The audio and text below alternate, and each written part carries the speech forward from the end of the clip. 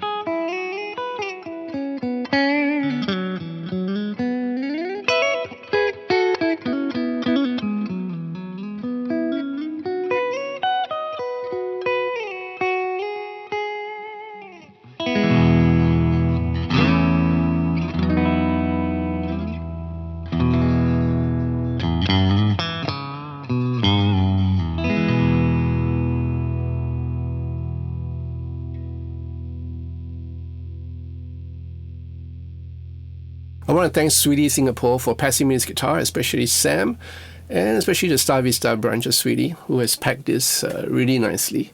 This is the American Performer Stratocaster in Arctic White. Now, basically, you have an Alder body, right, with a gloss urethane finish. Right. You also have a maple neck with a rosewood fretboard with a radius of 9.5 inch. And you have a modern C neck shape, right? And you have a synthetic bone nut, and the nut width is 42.8 millimeters.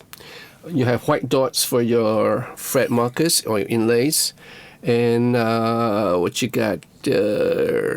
Truss rod. You have a standard truss rod setup, 1/8 inch American Series truss rod nut.